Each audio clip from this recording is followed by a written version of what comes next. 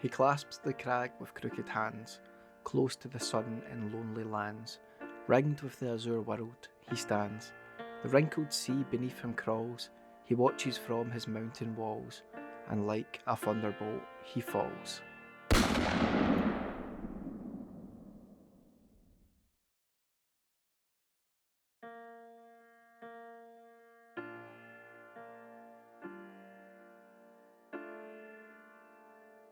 Hello! Scotland has been blessed with multiple species of birds of prey. From the cute wee kestrel to the downright gorgeous golden eagle, we are fortunate enough to see these unique animals populate our skies. I don't know about you, but seeing these relics of an ancient world fills my heart with joy. As natural predators, their role in the local ecology is just as important as any other animals. So why are they being killed? In this video, I'd like to talk about the persecution of Scotland's birds of prey and other threats that they may face. I'd like to discuss what's been done to save them from this persecution and what more can be done to ensure that Scotland's birds of prey continue to soar where they rightfully belong.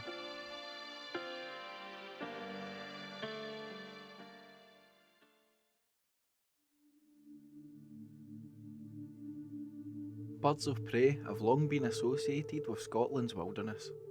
They're birds whose image has become synonymous with freedom, yet in this part of the world, they're not even really free themselves.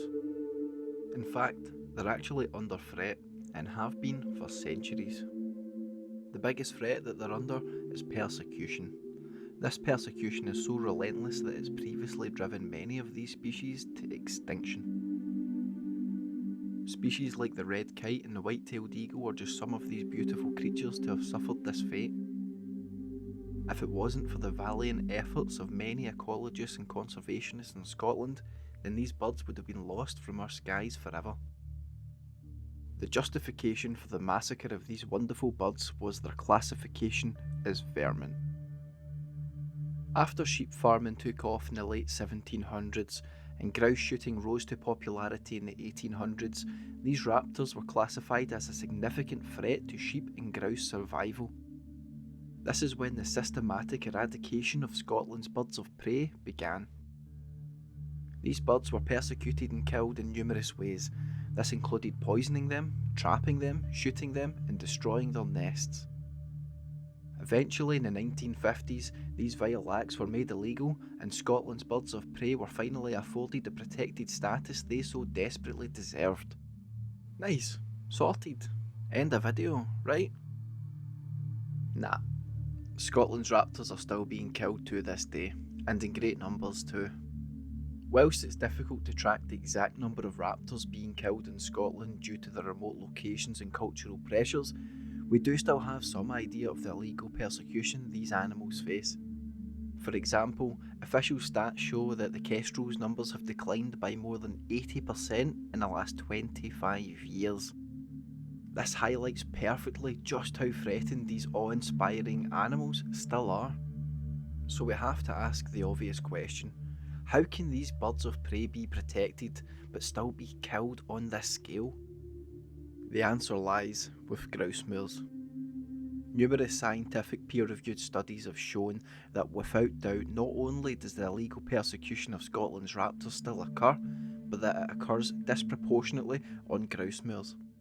Grouse moors, for those of you who don't know what they are moorland in Scotland that has been commodified for the killing of red grouse for sport. This land is specifically managed in a way to maximise the number of grouse that can be killed for fun. Birds of prey were considered a threat to red grouse numbers, and so they were, and still are, systematically killed using poison, traps, shooting, and nest destruction. Other predators like foxes and stoats also face similar fates. The impact of grouse moors on wildlife and the environment doesn't stop there. Another way that grouse moors are managed is through moor burning. Moor burning is a practice of setting fire to the heather in the moor, which is done to ensure various ages of the heather within the moorland. Younger heather is produced for the grouse to eat, and older heather remains to provide nesting cover. These fires don't come without controversy.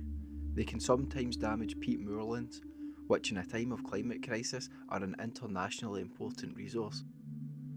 The UK's peat moorlands store up to 3.2 billion tonnes of carbon, with much of this being in Scotland. Many grouse moors overlie blanket peat soils, meaning when they're burned, large amounts of carbon can escape back into the atmosphere. Around 40% of land burned in Scotland overlies a deep peat.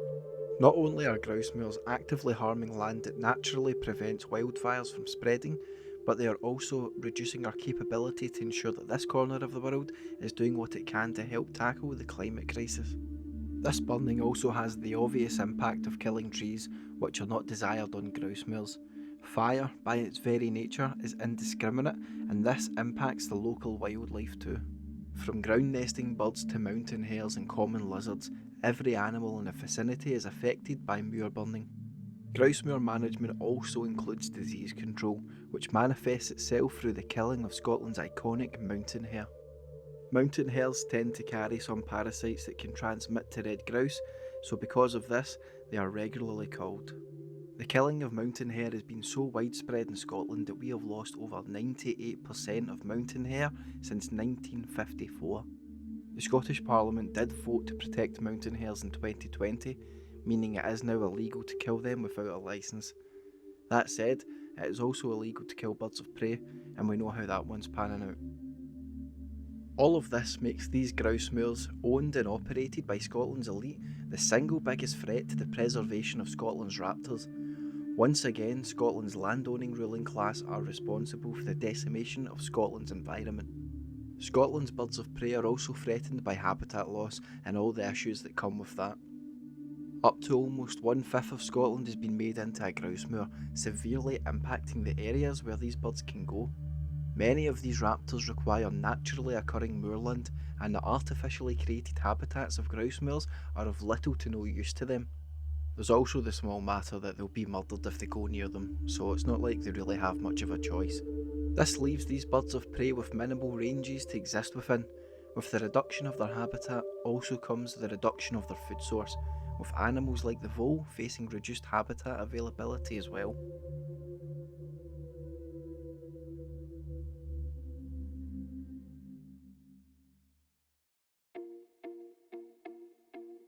Various organisations in Scotland are already doing fantastic work to preserve Scotland's birds of prey. The Scottish Raptor Study Group, a network of roughly 300 raptor experts, monitor and record these beautiful birds. They record their status, their distribution and their breeding success. Through this, they've managed to create a vital data set that has been integral in the protection of Scotland's birds of prey. One amazing thing about this group is that they consist entirely of volunteers from various backgrounds, which should give you an idea of just how dedicated they really are. Another organisation I'd like to point people towards is the Revive Coalition, which is a coalition of charities and organisations who have banded together to demand reform to Scotland's grouse moors.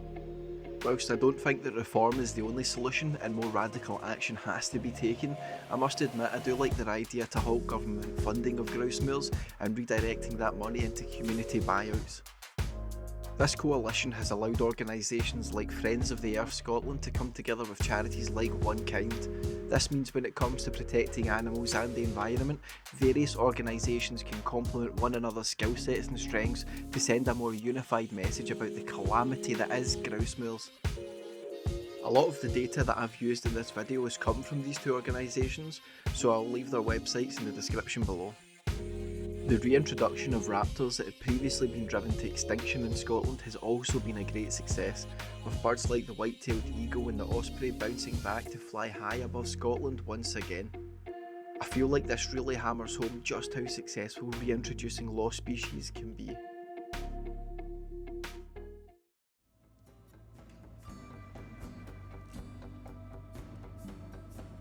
We are lucky enough to have brilliant people working around the clock to protect Scotland's raptors, but there's still more to be done.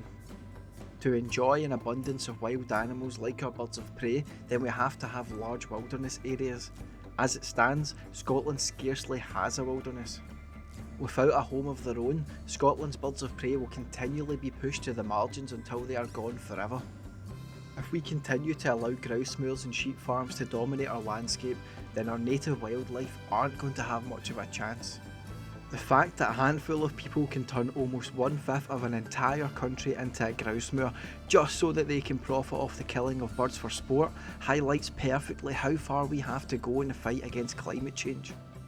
If we are to be serious about the preservation of Scotland's raptors and the wider environment in general, then we have to take a much more radical approach.